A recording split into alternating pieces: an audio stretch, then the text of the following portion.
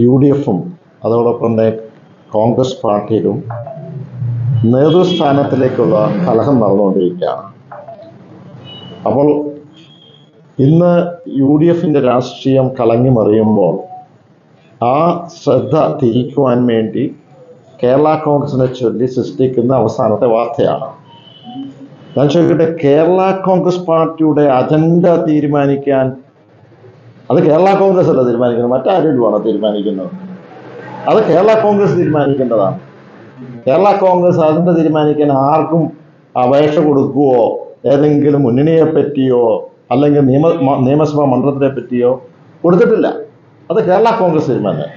ഈ വാർത്തകൾ നേരത്തെ വന്നപ്പോൾ തന്നെ വളരെ ആധികാരികമായി ഞാൻ തന്നെ പറയുകയുണ്ടായി, കേരള കോൺഗ്രസ് പാർട്ടി ഒരു നിലപാടേ ഉള്ളൂ. ആ നിലപാട് ഇടതുപക്ഷത്തിനോടൊപ്പമാണ്. ആ ഇടതുപക്ഷ ജനാധിപത്യ മുന്നണിയുടെ അവിഭാജ്യ ഘടകമാണ്. അതിനെ ശക്തിപ്പെടുത്തുവാനുള്ള പ്രവർത്തനങ്ങളാണ് മുന്നോട്ട് കൊണ്ടുപോകുന്നത്.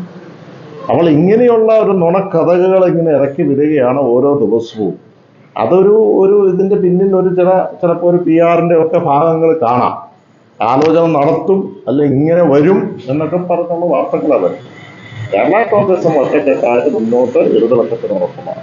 UDF നമ്മൾ കാണുന്നുണ്ടല്ലോ, അതിനകത്ത് നേതൃസ്ഥാനത്തേക്കുള്ള കലഹം നടന്നുകൊണ്ടിരിക്കുന്നു. അപ്പോൾ അവിടെ അതിനകത്തുള്ള ഭിന്നത നടക്കുന്നു. അതിന്റെ ശ്രദ്ധ തിരിക്കുവാൻ വേണ്ടിയിട്ടുള്ള ഒരു ഭാഗത്തിൻ്റെ കൂടെയാണ് ഈ നുണക്കഥകൾ. അത് മാത്രമല്ല, വിശ്വസിക്കാൻ ഈ സാങ്കല്പിക കഥകളൊക്കെ മെയ്യുമ്പോഴൊക്കെ അല്പമെങ്കിലും വിശ്വസിക്കാൻ പറ്റുന്ന രീതിയിലെങ്കിലും കൊടുക്കട്ടെ, അതുമല്ല. അതുകൊണ്ട് ഇതൊന്നും ഈ അജണ്ട തീരുമാനിക്കാൻ ആരെയും, ഒരു പ്രതിപക്ഷത്തിനെയോ ഒരു മീഡിയയെയും ആരെയും എത്തിക്കത്തില്ല. കെട്ടായിട്ട് പാർട്ടി അത് ഇടതുപക്ഷത്തിനോടൊപ്പമാണ്, യാതൊരു സംശയവുമില്ല. അത് ഞാൻ വളരെ വ്യക്തമായിട്ട് പറഞ്ഞത്. ഈ വാർത്തകളൊക്കെ വന്നപ്പോൾ എങ്ങനെയുണ്ട്, ആലോചിക്കുന്നു, ചർച്ച ചെയ്യുന്നു, ഒന്നുമില്ല അതിനകത്ത്. അത് വാർത്തയാക്കുക.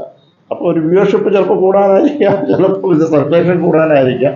ഒരാളും സമീപിച്ചിട്ടുമില്ല, അങ്ങനെ ഒരു അപേക്ഷ ആർക്കും കൊടുത്തിട്ടുമില്ല, അങ്ങനെ ഒരു അജണ്ടയുമില്ല. ആ കേരള കോൺഗ്രസിന്റെ അജണ്ട മറ്റേ ആരും തീരുമാനിക്കണം, അത് ഞങ്ങൾ തീരുമാനിച്ചു. അല്ല, ആഗ്രഹം പലർക്കും കാണും. ഞാൻ അന്ന് പറഞ്ഞല്ലോ, പലർക്കും കാണും, ആഗ്രഹം കാണും. അത് UDFിന് മാത്രം, പല മുന്നണികൾക്കും കാണും.